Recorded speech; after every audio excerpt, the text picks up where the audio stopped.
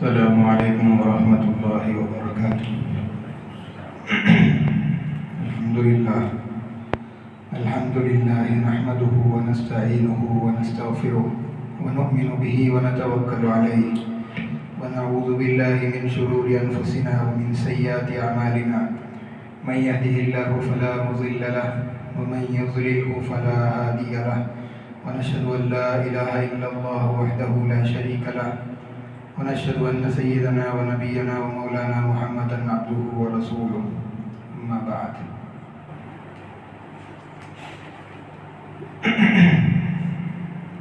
قال الله سبحانه وتعالى في كلامه المبين أقيموا الصلاة وقال النبي صلى الله عليه وسلم إن لكل قوم عيدا وهذا عيدنا أو كما قال عليه الصلاة والسلام۔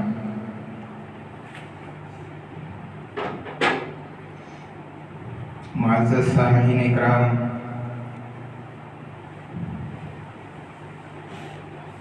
اللہ رب العزت کا بے پناہ احسان اور اس کا کرم ہے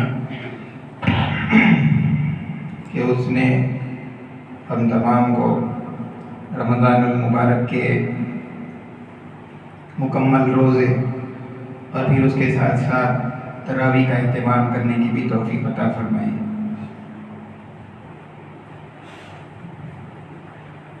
رمضان المبارک کے آتے ہی ہم نے دیکھا کہ انسانوں کی زندگی کیسے تبدیل ہو جاتی ہے۔ انسان نیکیوں کی طرف مائل ہو جاتا ہے، اللہ سے لو لگانے کی کوشش کرتا ہے، اپنی پچھلی زندگی چھوڑ کر کے اللہ سے صلح کر لیتا ہے، توبہ کی طرف راغب ہو جاتا ہے، نیک اعمال کی طرف دوڑنے لگتا ہے، نمازوں کا اہتمام کرتا ہے، جس قدر اللہ تبارک و تعالیٰ کو راضی کرنے کی کوشش کرتا ہے ہم نے سب دیکھا۔ نماز کا حکم اللہ تبارک و تعالیٰ نے صرف کسی خاص مہینے کے لیے، خاص دنوں کے لیے نہیں عطا فرمایا، بلکہ نماز کے اندر تو اتنی تاکید ہے کہ اگر آدمی کھڑے ہو کر نہیں پڑھ سکتا تو بیٹھ کر پڑھنے کا حکم ہے، اگر بیٹھ کر نہ پڑھ سکے لیٹ کر، اور اس کے بعد نہ ہو سکے تو اشارے سے، الغرض جس حد تک پڑھنا ممکن ہو اس وقت تک انسان پر نماز معاف نہیں۔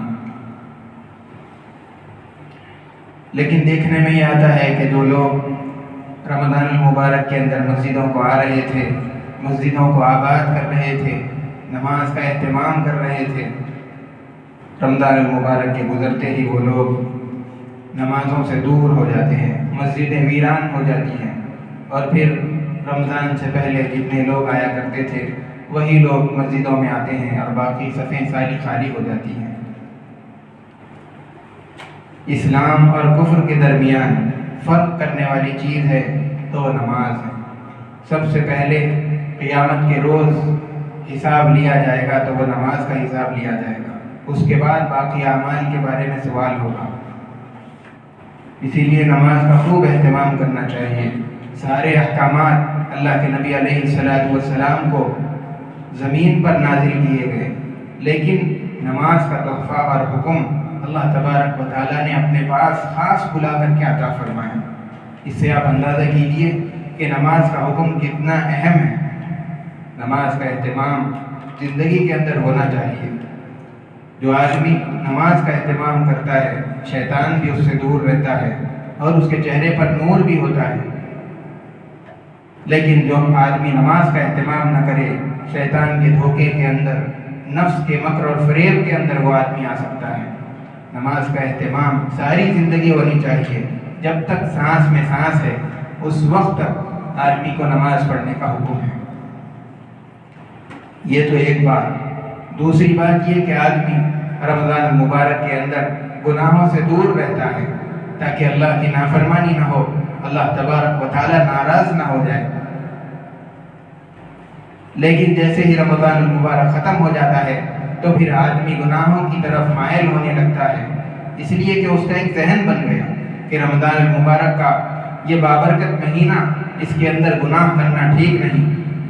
لیکن جیسے ہی یہ مہینہ ختم ہو گیا گناہوں کی طرف آدمی رجوع ہو جاتا ہے، حالانکہ مومن کے دماغ کے اندر اور اس کے ذہن کے اندر ہمیشہ یہ بات رہنی چاہیے کہ مجھے کسی مہینے سے گناہوں سے بچنے کا نہیں ہے، بلکہ اللہ تبارک و تعالیٰ جو میرا خالق اور رازق ہے، ہر آن مجھے دیکھ رہا ہے، وہ مجھے جب تک دیکھتا رہے گا مجھے گناہوں سے بچنے کا ہے۔ اور اللہ تبارک و تعالیٰ تو انسان کی پیدائش سے لے کر کے موت تک ہر آن ہر گھڑی انسان کو دیکھتا رہتا ہے۔ اسی لیے مومن کے لیے ضروری ہے کہ صرف رمضان کے مہینے کے اندر نہیں بلکہ ساری زندگی اللہ تبارک و تعالیٰ کی نافرمانیوں سے اور اس کے ناراض کرنے والے اعمال سے اپنے آپ کو بچانا چاہیے۔ تیسری بات، اللہ تبارک و تعالیٰ کے یہاں سے اللہ کے نبی علیہ السلام نے امت کو یہ خوشخبری سنائی کہ جو آدمی رمضان المبارک کے علاوہ شوال کے 6 دن اور روزے رکھ لیتا ہے، اس کے لیے اللہ تعالیٰ سال بھر کے روزوں کا ثواب عطا فرماتا ہے۔ اور اس کے اندر ایک آسانی یہ فرمائی گئی کہ رمضان سے متصلاً 6 روزے رکھنے کی ضرورت نہیں، بلکہ شوال کے پورے مہینے کے اندر آپ اپنی سہولت کے حساب سے جیسے روزے رکھنا چاہے 6 روزے رکھ لیں، اس لیے کہ اللہ تبارک و تعالیٰ نے قرآن کے اندر فرمایا من جاء بالحسنۃ فلہ عشر امثالھا۔ اب سال کے 360 دن ہوتے ہیں، آپ نے رمضان المبارک کے 30 روزے رکھ لیے، اس کو 10 گنا کر لیجئے، 300 ہو جائیں گے، جو 60 بچ گئے 6 روزے اور رکھ لیجئے، وہ 60 مکمل ہو جائیں گے۔ اس طریقے سے 360 دن مکمل روزے رکھنے کا اللہ تبارک و تعالیٰ آپ کو ثواب عنایت فرمائیں گے۔ اللہ تعالیٰ نے یہ خوشی کا موقع ہم کو عنایت فرمایا۔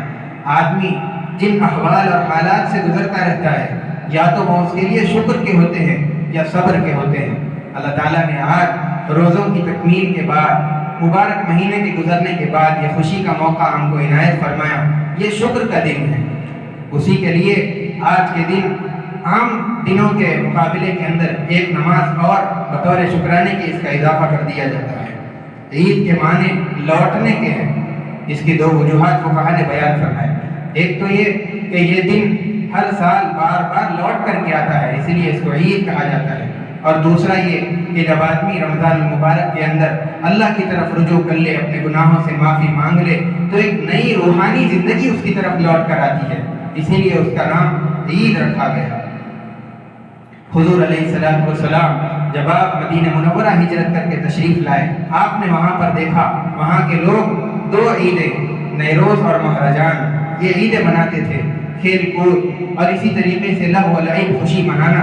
اللہ کے نبی علیہ السلام نے وہاں کے لوگوں سے پوچھا کہ یہ کیا عیدیں ہیں؟ انہوں نے کہا کہ یہ ہم ان دنوں کے اندر جشن مناتے ہیں، خوشیاں مناتے ہیں، زمانے جاہلیت سے ہمارے اندر اس کا رواج چلا آ رہا ہے۔ اللہ کے نبی علیہ السلام نے فرمایا کہ اللہ تبارک و تعالیٰ نے ان 2 دنوں کے بدلے میں اس سے بہتر امت محمدیہ کو عطا فرمایا۔ ایک تو ہے عید الاضحیٰ کا دن اور دوسرا عید الفطر کا دن۔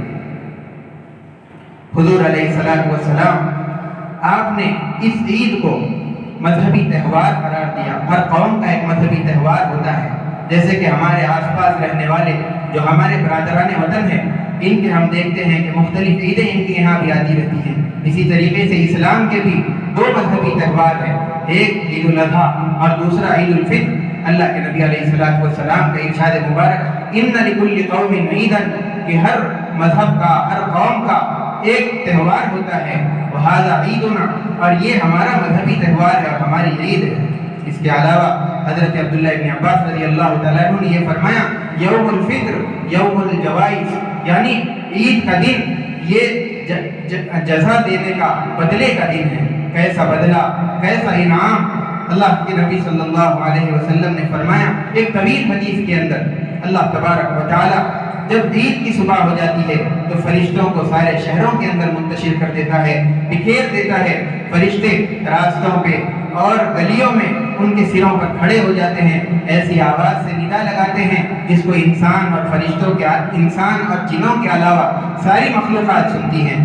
وہی ندا لگاتے ہیں کہ اے امت محمدیہ، چلو اس پروردگار کی بارگاہ کی طرف، اس پروردگار کے در پر جو بڑی کثرت کے ساتھ عطا کرنے والا ہے اور بہت زیادہ بڑے بڑے گناہوں کو معاف کر دینے والا ہے۔ جب بندے عید کی نماز ادا کرنے کے لیے چلنے لگتے ہیں، اللہ تبارک و تعالیٰ ان فرشتوں سے پوچھتے ہیں کہ اے میرے فرشتوں، کیا ہے اس مزدور کا بدلہ؟ اس مزدور کا بدلہ کیا ہے جس نے اپنا کام پورا کر دیا، اپنی مزدوری پوری کر دی؟ فرشتے کہتے ہیں اس کا بدلہ یہی ہے کہ اس کی مزدوری اس کو پوری دے دی جائے۔ اللہ تبارک و تعالیٰ ان فرشتوں سے کہتے ہیں فرشتوں گواہ رہنا، میں نے ان کے روزوں کے اور ان کی تراویح کے بدلے میں ان کے سارے گناہوں کو معاف کر دیا اور اپنی رضامندی کا پروانہ ان کو عطا کر دیا۔ اس کے بعد اللہ تبارک و تعالیٰ بندوں سے مخاطب ہو کر کہتے ہیں کہ تم لوگ مجھ سے میری عزت کی قسم، میرے جلال کی قسم، آج کے دن آخرت کے سلسلے میں جو تم مانگو گے میں تمہیں عطا کروں گا۔ دنیا کے سلسلے میں جو مانگو گے اس کے سلسلے میں تمہاری مصلحت پر غور کروں گا، اگر دینا مناسب ہو، کچھ تاخیر سے ہو جائے تو عطا کروں گا، ورنہ پھر اس کے بدلے میں آخرت کے ثواب دے دوں گا۔ اللہ تبارک و تعالیٰ آخر میں فرماتے ہیں کہ تم اپنے گھروں کو بخشے بخشائے واپس لوٹ جاؤ، میں نے تمہارے گناہوں کو معاف کر دیا، تم نے مجھے راضی کر لیا اور میں تم سے راضی ہو گیا۔ اللہ تبارک و تعالیٰ کی جانب سے یہ مغفرت کا پروانہ، یہ رضامندی کا پروانہ سارے مسلمانوں کو آج عید کے دن عطا کیا جاتا ہے۔ آدمی کو چاہیے کہ اللہ کا اس پروانے کی قدر کرے اور عید کے جب پڑھ کر جائیں گے پھر سال بھر کی زندگی اس پروانے کو قدر کرتے ہوئے اللہ کی طرف رجوع رہے، نیک اعمال کے اندر لگا ہوا رہے۔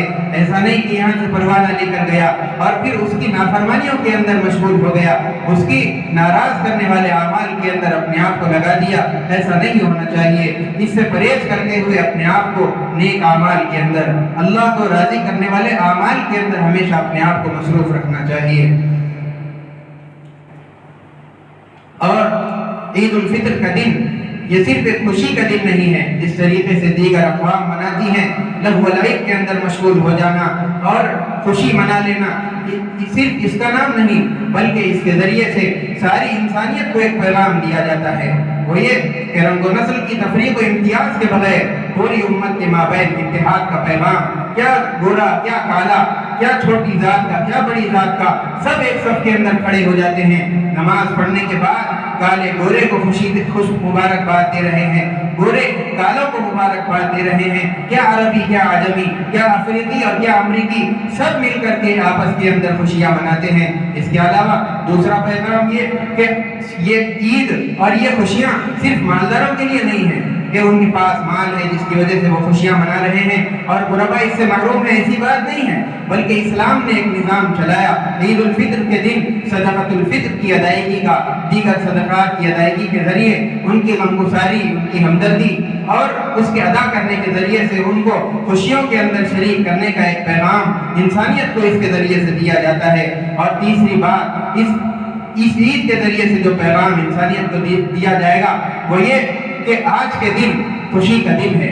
خوشی کے اندر آدمی جو چاہے نہیں کر سکتا، بلکہ اس کے اندر بھی اس اعتدال کو مد نظر رکھنا چاہیے۔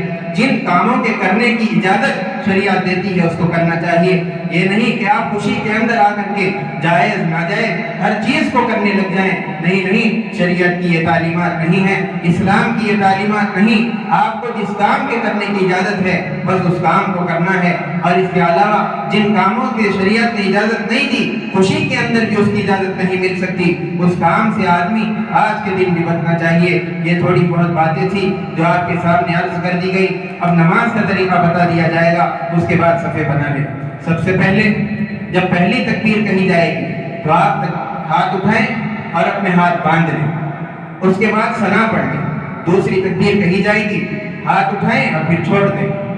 تیسری کہی جائے گی، ہاتھ اٹھائیں پھر چھوڑ دیں۔ جب چوتھی تکبیر کہی جائے گی ہاتھ اٹھا کر کے باندھ لیں۔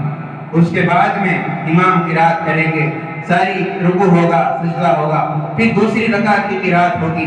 سورہ ختم ہونے کے بعد جب زائد تکبیریں کہی جائیں گی اس کے اندر پہلی تکبیر پر ہاتھ اٹھائیں اور اس کو چھوڑ دیں۔ اسی طریقے سے دوسری تکبیر پر بھی ہاتھ اٹھائیں پھر چھوڑ دیں، تیسری تکبیر پر بھی ہاتھ اٹھائیں اور چھوڑ دیں، اور جب چوتھی تکبیر کہی جائے گی بغیر ہاتھ اٹھائے کے آپ رکوع کے اندر چلے جائیں، پھر اس کے بعد سجدہ، پھر سلام۔ اس طریقے سے دیگر نماز جیسے ہوتی ہے ویسے پوری کر لیں۔ اب سب بنا کے کھڑے ہو جائیں، نماز شروع ہو جائے۔